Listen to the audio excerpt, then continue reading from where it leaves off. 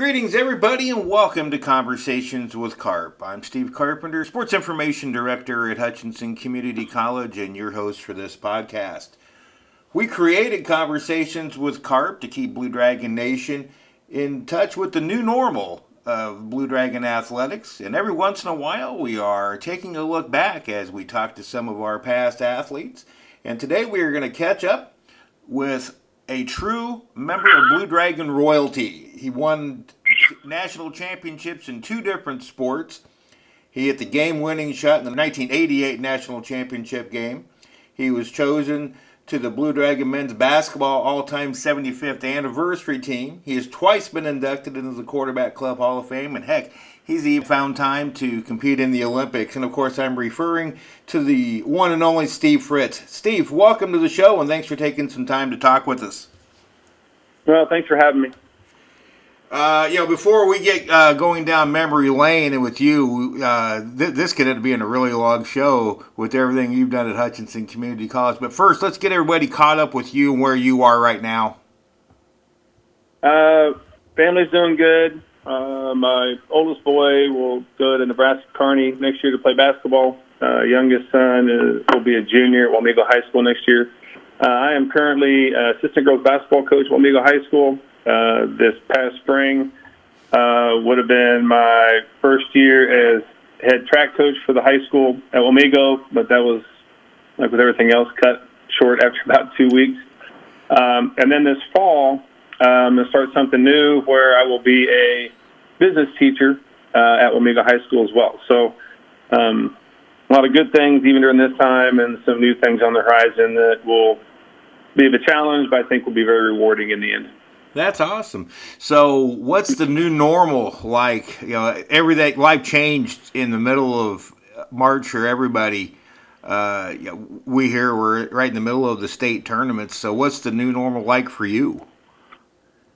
My schedule, this spring, other than losing the coaching, everyday coaching aspect of it, for me, it didn't change a ton personally because my rental property business stuff we do, I still had to function and deal with tenants and maintain properties. My wife was home a lot more, being the Kansas State University volleyball program shut down like everyone else did. The kids were home, which was nice, get a chance to spend more time with family. But it's been different for sure. It feels more like a very extended summer break around here with everyone around the house. I know the boys are wanting to get out and do more things and see their friends and that kind of thing. I think they've had enough of mom and dad, but it's been good to be around family and have some more time to be with them. Well, you grew up just about an hour north of Hutchinson, Gibson, Kansas. Kind of take us through the process, what eventually led you to becoming a Blue Dragon? Coming out of high school, back then you didn't get a ton of recruiting pressure, from a small town, 400 people in Gypsum area. And I wanted to go to a big school eventually. And I didn't want to go play NAIA, ACAC. And so for me, because I didn't get many other options, it became junior college. And Hudson had a good reputation. I wanted to play basketball. And so it became a good fit. It wasn't very far away from home for me. And it didn't seem like that hard decision. And it turned out to be a great decision for me. Well, one of the events that you're going to forever be linked to in Blue Dragon lore was the 1998 national championship team in men's basketball. Dave Farrar was the head coach. Maurice Britton was the tournament MVP in 1988, which happened to be the first of what is now 3 national championships. But on championship night, you were the one that took the attempt and hit the go-ahead shot with 22 seconds left. Now, if I remember right, in an earlier conversation I've had with you, that championship night, you wouldn't rank in your top 10 as one of your best all-time games. Is that correct? That was probably my worst game of the tournament. I really didn't play well most of the game. I just, we struggled as a team the first half quite a bit. I mean, you turn the ball over and I just wasn't playing well and didn't feel comfortable, confident, whatever in the second half. And Barwood put me back in, and I was like, "You sure?" And he goes, "Yeah." And I ended up playing pretty good the last few minutes, thankfully. But that's just how things work out. Sometimes you don't play well, and you just got to keep plugging along, and hopefully things turn back around. But that was a great team, a lot of great memories, a lot of great players, and it's just a special time. What was it like just coming onto that floor that night? An estimated crowd of 7,600 were in here. They were 3 and 4, maybe even 5 deep around the walkways on the mid-level of the arena, and there were people sitting Indian style in front of the blue seats down there. That just had to be an unbelievable sight to come into as a player. It was great. I mean, we always had pretty good crowds. I mean, that year we had people showing up all the time, and so we were used to pretty large crowds in the sports arena. But that was really crazy. The amount of people everywhere. And it just makes for such a good atmosphere when the fans show up and they're loud. It just makes things a lot easier on the floor in terms of effort and that kind of thing and the excitement around it. So it was an unbelievable experience. Probably one of the coolest atmospheres basketball-wise I was ever in, just because the amount of people in such a small space. And I say small space. Sports Arena is pretty big, but compared to some of the the larger arenas played in later on, but just the amount of people in there. I mean, in a facility the size of K-State, you'd have to have 20,000 people in there to try to make it feel the same. But it's just such a great atmosphere, and the people came out, and just really glad that we were able to pull that off.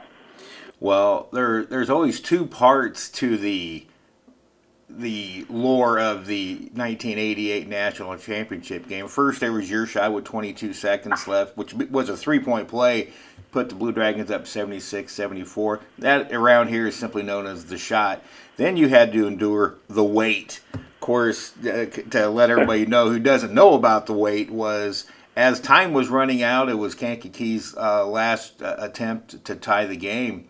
They put up a shot, and the place was going crazy. And as the clock was running out, the fans littered the floor with streamers and confetti and everything, all unknowing that there was a whistle and 1 second left on the game. Well, the Njcaa people were trying to get a technical foul called on the Blue Dragons, and they were going to try to tie the game up with 2 technical free throws. Well, tournament director Al Wagler, his staff, the referees, they all got together, and that turned into quite a wait. Well, obviously, Al Wagler's famous decision of calling the sports arena a neutral site for the national tournament, which is a correct call, that made everything stand, and of course the Blue Dragons won. Now, for you guys during that wait, that had to be excruciating.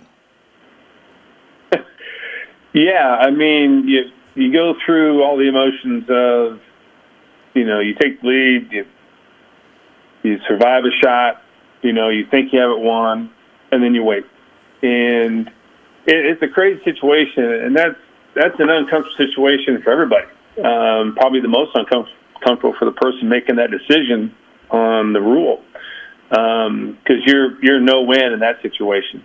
You go by the letter of the rule, and it's a neutral site because national tournament. But there's no way Njcaa is thinking it's a neutral site.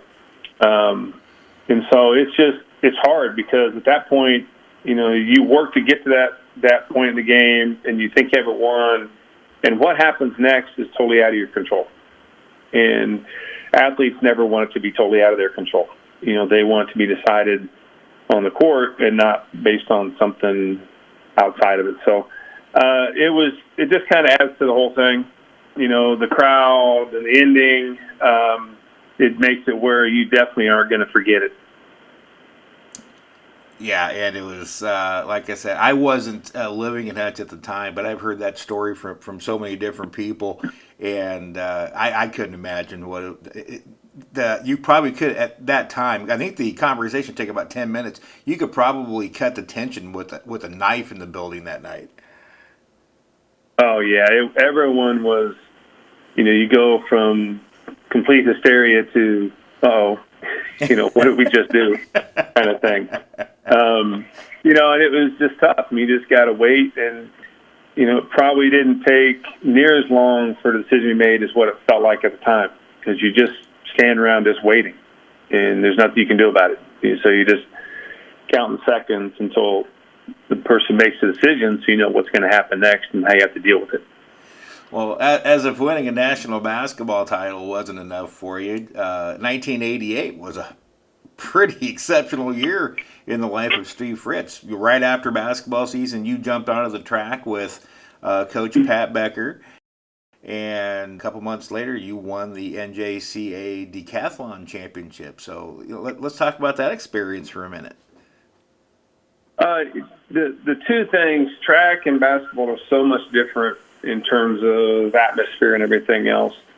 There's a lot more. There's a lot of work in basketball. I mean, before I had to work really hard, but the work in track is a lot different. Sometimes it's harder. It's a little more mundane. But then it's about going out and just competing against someone one-on-one.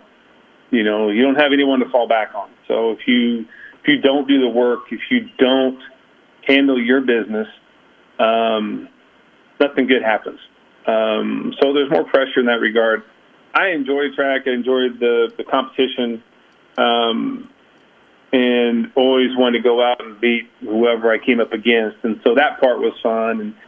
And being able to win nationals to back up the basketball win was pretty unique, and just led on to being able to do both at K-State, and which isn't that usual at Division I. So it just kind of got me going on that track and gave me some success and confidence going forward. If I recall, high school, there's not multi-events. So what led you to becoming a multi-event athlete here at Hutchinson? Well, I did several different events in high school. I was doing 4 events every meet. And at the state track meet my junior year, I won high jump. My senior year, I won the 110 hurdles and 300-meter hurdles at the state meet. So I had competed in a lot of different events. And I had a track coach, Bill Geese at Southeast Saline, that had mentioned the decathlon to me at one point in time. And so when I went to Hutch for basketball, the whole idea of me going out for track, honestly, was to try decathlon. And so it was just brought up by one of my coaches that thought, hey, with everything you do, I'd run the 4x8, occasionally the 4x4, I'd long jump, high jump, ran both hurdles. I ran the 200 a little bit my senior year because I had an ankle issue and I couldn't high jump. So I had experience with a lot of different events. And I pitched in baseball growing up, so throwing implements I didn't feel like was going to be a big issue for me. It was just a challenge. It was another challenge to try to do something that people maybe felt like was hard to do. And usually if someone tells me you can't do something or it's going to be really hard to do something, that's kind of where I gravitate to trying to do what they said I couldn't do. So there's a little bit of a competitive streak in me that at times can get you in a little trouble, but it also fuels you to do some things that maybe other people don't get the opportunity to do. So I think all those things fed into it, and obviously it worked out pretty well for me in the end. You bet. Well, you're still the decathlon record holder here at Hutchinson.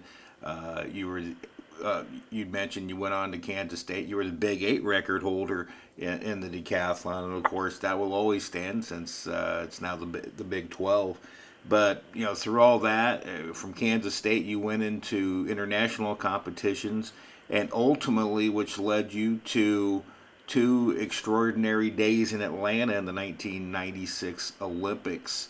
So you finished 4th. Just off the medal stand, and I was a sports editor at the Hutch News at the time, and we were watching that so intently. We had a Steve Fritz tracker and the whole thing going on at that time. But talk about those 2 days in Atlanta for you. They were the days the Olympic Games are unique, and not because of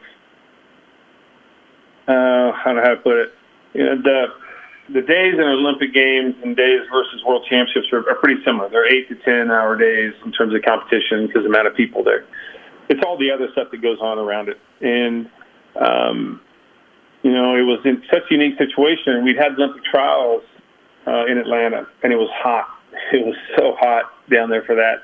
We come back from Olympic Games, and we get ready to start the first day, and it's early in the morning, and it rained or something that night, and it was cold. It was actually cold inside the stadium. So the preparation was a little different. And you walk on a practice track, and they shuttle you over to the track, and you sit in a room, and then you get on the little warm-up area, and then you go out and compete.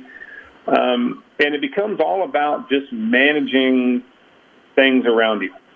At that point, you're in really good shape, so that's not an issue. But just managing how the meet flows and trying to deal with things that don't go as smooth as they should. And so the crowd was great. They had 80-some thousand in the stadium, and some of the sessions watching because you had the other events going on. But I remember the meet really well. I remember some of the other events that went on, and just the atmosphere. It's a once-in-a-lifetime kind of thing. Sometimes people get a chance to go to two, but most people don't get a chance to go to one. So I was just trying to soak it up as much as possible. I went to the opening ceremonies, went to the closing ceremonies, and just tried to enjoy as much of that experience as I possibly could. That's awesome. Like I said, we tracked you every step of the way here, and we were awfully proud of your accomplishments there.